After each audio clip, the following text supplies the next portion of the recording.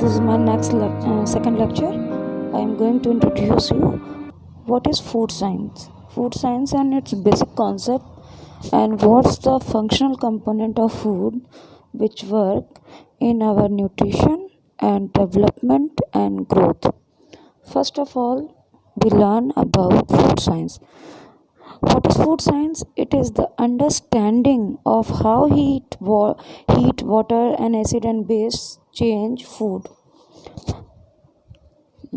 Change food means आपके जो functional component होते हैं फूड के, ये कैसे वर्क करते हैं after chemical reaction, after giving heat treatment and after going a fortification. Fortification एक अच्छा खासा टॉपिक है जिस पे मैं आपको दूंगी लेक्चर एक. Fortification is the mixing of additive intentionally in food component for its better growth and development. Okay, next, basic component of food. You all know very well about what is basic component of food. Water in form of mineral, fat. This is आपकी जितनी भी fat होती हैं, vegetables, oils हो गए, घी हो गए, animal sources हो गए, से निकलने वाले घी हो गए, ये सब आपके क्या हैं? फैट्स हैं. ये हायर मोलिकुलर वेट होते हैं, अमीनो एसिड्स होते हैं जो हमारी एडिपोज लेयर को कंपोज करते हैं और उसके डेवलपमेंट को मेंटेन रखते हैं. एडिपोज टिश्यू आपकी स्किन के जस्ट बिहाइंड सेकेंड लेयर नीचे होती है, फ्लैशी पार्ट के जस्ट नीचे, जिसकी वजह से आपका फ्लैशी पार्ट डेवलप होता है और स्किन को सूदीनेस बनाए रखने के लिए फैट का डिपोजिशन बहुत ही इम्पॉर्टेंट होता है और इसेंशियल होता है हमारी ग्रोथ के लिए. Okay, next component is protein. You also know about protein is a building block material. छोटी क्लास से पढ़ते आ रहे हो प्रोटीन, कार्बोहाइड्रेट एक्सेट्रा. तो प्रोटीन हमारी सेल्स को बाइंड करने का काम करता है और डेवलपमेंट और बॉडी को एक पोस्चर प्रोवाइड करता है with the combination of muscles and skin. Carbohydrate is a composition of CHO. CHO is a carbon, hydrogen and oxygen. It collectively also known as source of energy. It give quick energy. ये क्या काम करता है? Quick energy देने का काम करता है हमारी बॉडी को. It's example, for example starch की फॉर्म आपका राइस हो गया, पोटैटो हो गया, व्हीट फ्लावर हो गया, and glucose, sucrose, dextrose etcetera. Acid and alkali. You have to eat some citrus fruit. Citrus fruit means lemon, orange, pineapple, etc. These are called citrus fruit. They have amount of citric acid, tartaric acid and oxalic acid. For example, tartaric acid आपके grep में होता है, oxalic acid का little bit amount होता है Apple में. तो ये सब हमारे क्या होते हैं? एल्कली और एसिडिक फूड होते हैं. इसके बाद माइक्रोन्यूट्रिएंट में आपका कैल्शियम आ गया, आयरन आ गए. जो मेटालिक कंपाउंड होते हैं, लिटिल अमाउंट में रिक्वायर होते हैं, वो माइक्रोन्यूट्रिएंट कहलाते हैं. Water is the primary substance. 95% of water consume by the fruits and vegetables. Fruits and vegetables की पील आपने देखी होगी, पल्प देखा होगा उसका गूदा. वो कैसा होता है? थोड़ा सा फ्लैशी और वाटरी होता है. जब हम उसको पिंच करते हैं या कट करते हैं तो उसमें वाटर रिलीज़ होता है. क्यों? क्योंकि उनकी वैक्यूलर मेम्ब्रेन में एक्सेस अमाउंट ऑफ वाटर होता है जो उसके टेक्सचर को बनाए रखता है. 65 to 80% वाटर हमारे मीट, पोल्ट्री, फिश एक्सेट्रा में होता है. Powerful solvent. Water also work as a powerful solvent because it have ability to polarity. Water does not have any characteristic feature. It when combined with any chemical, then it behave like it. जिसके साथ भी इसको हम dissolve करते हैं वो उसी की तरह बिहेव करता है, because it is colourless, tasteless and odourless. At a low temperature, it gives 3 state of matter solid, liquid, gas. छोटी क्लास से पढ़ते चले आ रहे हो कि पानी भाप बनता है, फिर लो टेम्परेचर पे जम जाता है, फिर वापस अगर हम उसे हीट ट्रीटमेंट देते हैं, कंडेंस करते हैं तो एवोपरेट हो जाता है। तो ये हमारी बेसिक्स थी। नेक्स्ट फैट के लिए, फैट का फूड में वर्क है। जब हम कुकिंग करते हैं तो कुकिंग ऑयल यूज़ करते हैं, वेजिटेबल घी यूज़ करते हैं। तो हाइड्रोजिनेशन के लिए, हाइड्रोजिनेटेड फूड को जब हम टेम्परेचर देते हैं तो उसको कुक करने के लिए हमको ऑयल की या ग्रीसीनेस की ज़रूरत होती है। अगर हम इसका यूज़ ना करें तो कोई भी चीज़ हमारी स्मोक पॉइंट पे आएगी और वहाँ पे बर्न हो जाएगी, तो वो खाने लायक नहीं रह जाती। तो हमें वहाँ पे फैट्स का यूज़ करना पड़ता है। Dissolve certain flavor compound, fat soluble vitamin and color that water cannot dissolve. Some edible color आते हैं market. Fat also help to make adipose tissue and soothiness in cells. After that, the terminology comes tenderization. What is tenderization? Tenderization takes place basically in meat and animal source fat. For example stiffness of chicken meet. जब slaughtering की process होती है तो जो भी हमारे meet source होते हैं उनकी जो टेक्सचर चेंज होती है after giving heat treatment of fat, किस तरीके से room temperature, low temperature and high temperature पे अपना टेक्सचर बदलता है, वो क्या कहलाता है? टेंडराइजेशन। इस पर भी आपको एक लेक्चर मिल जाएगा। Come on the next topic, fat smoke. What is fat smoke? Fat smoke refers as if we burn or give heat treatment to an animal product near about more than 300 degrees centigrade into 500 degrees centigrade. This is called fat smoke.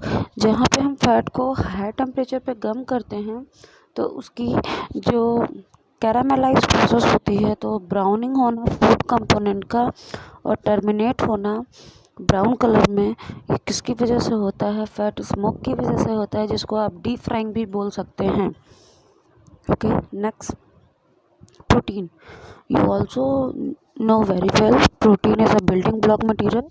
It help to make our cells, muscles, etc.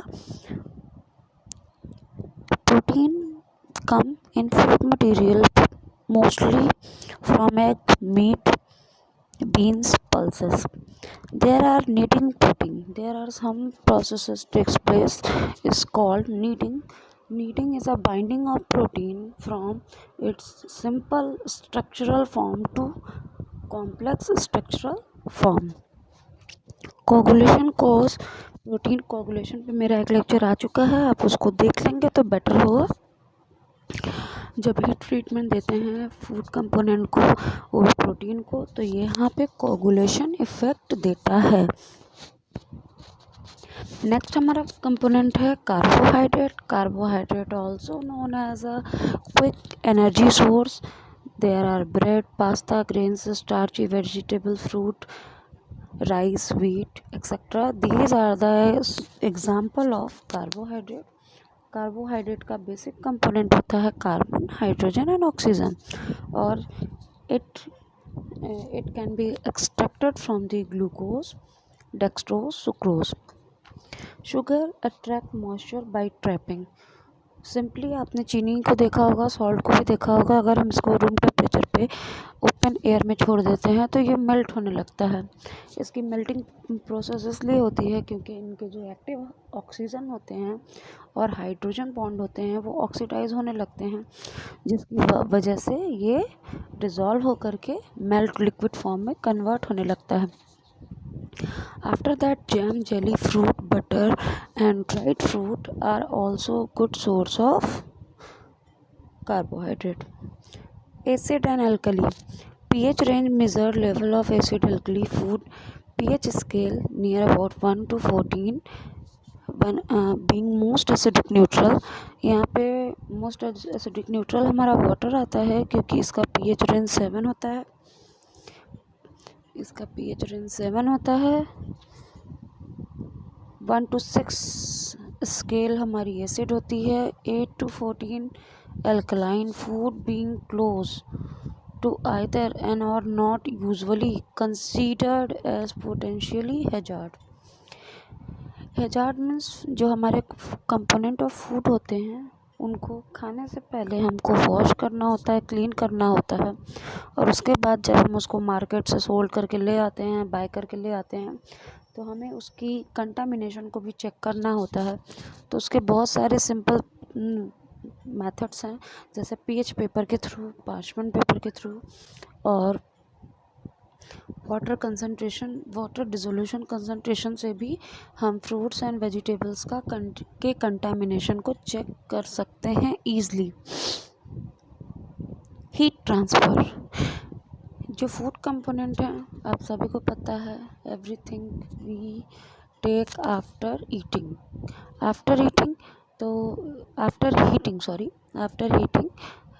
और heat treatment देना ही कहलाता है cooking. अब इसके बहुत सारे method हैं, तरीके हैं, क्योंकि हमारे फ्रूट्स एंड वेजिटेबल्स की कैटेगरी भी अलग अलग होती है, उसी के अकॉर्डिंग हम इसको हीट ट्रीटमेंट देते हैं। इसमें कंडक्शन है, कन्वेक्शन है, रेडिएशन, ये 3 मेथड हैं जो हमारे फूड को कुक करने में हेल्प करते हैं। उसके बाद रेडिएशन भी है, और रेडिएशन के बाद IR स्पेक्ट्रम है, इंफ्रारेड का, जिसमें हम यूज़ करते हैं। रेडिएशन और IR अभी सिर्फ मैनुअल फॉर्म में है, अभी इसको हम पब्लिकली अपने किचन हाउस होल्ड एक्टिविटी में नहीं यूज़ करते हैं, because it's too sensitive and durable, एंड हम इसको मेंटेन करने के लिए हमको प्रॉपर ट्रेनिंग की ज़रूरत है। इस वजह से इसको हाउस होल्ड एक्टिविटी में हम नहीं ला सकते। नेक्स्ट, हाउ कुकिंग, जो हमारे हीट ट्रांसफ़र हैं, कंडक्शन, कन्वेक्शन, वो आप इमेज में भी क्लियरली देख सकते हैं किस तरीके से। फॉर एग्जांपल, कन्वेक्शन हमारे प्रेशर कुकर में जो क्लोज वेसल्स होती हैं वहाँ पे होता है। जब हीट पास होती है सराउंडिंग से अप टू डाउन, चारों तरफ क्लोज वेसल जैसे आपके प्रेशर कुकर होते हैं। रेडिएशन सोलर एनर्जी भी हो सकता है, इलेक्ट्रिक एनर्जी भी हो सकता है, इलेक्ट्रोमैग्नेटिक रेडिएशन भी हो सकता है। कंडक्शन बेसिकली होता है आपके ओपन वेसल्स के लिए। ओपन वेसल्स जैसे आपके पतीले वगैरह हैं, कढ़ाई हैं, तो उसमें हीट ट्रीटमेंट एक जगह से देते हैं और फिर नेक्स्ट फूड मटेरियल तक वो ट्रांसमिट होता है।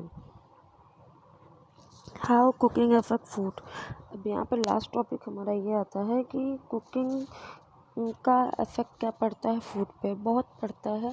अगर हम कुकिंग नहीं करें तो टेक्सचर और कलर और उसकी क्वालिटी ऐसी होगी कि जो हम खा नहीं सकेंगे, क्योंकि we are not a animal, we are a human, we have taste bud, we have digestive system. तो हमारा डाइजेस्टिव सिस्टम, क्योंकि हमारी फिजियोलॉजिकल स्ट्रक्चर ऐसे हैं कि हमारे में और एनिमल में बहुत फ़र्क है, जिससे हर चीज़ हम डाइजेस्ट नहीं कर सकते हैं, तो हमको कुकिंग का सहारा लेना पड़ता है। तो कुकिंग का अफेक्ट ये होता है कि change in colour, denaturation of protein, improve flavour, texture, release destroy nutrient. कुछ डिस्ट्रॉय न्यूट्रिएंट जो होते हैं आफ्टर कुकिंग में फिर वो इवॉल्व हो जाते हैं ड्यू टू केमिकल रिएक्शन, क्योंकि हम salt, water, oil etcetera spices जब ऐड करते हैं फूड में, तो फूड में केमिकल रिएक्शंस होती हैं जिनसे कुछ मिनरल न्यूट्रिएंट एलिमेंट वापस भी आ जाते हैं और कुछ डिस्ट्रॉय भी हो जाते हैं। And caramelization, browning reactions takes place also. For example, एक केक और कुकीज़ आप जब बनाते हैं तो उनमें आउटर सरफेस पे क्या होता है, ब्राउन कलर की लेयर आपको बन जाती है, तो वो हमारी क्या कहलाती है, कैरामलाइजेशन प्रोसेस। ओके, यहीं तक बाकी डिटेल आपको मिलेगी नेक्स्ट वीडियो में। Thank you.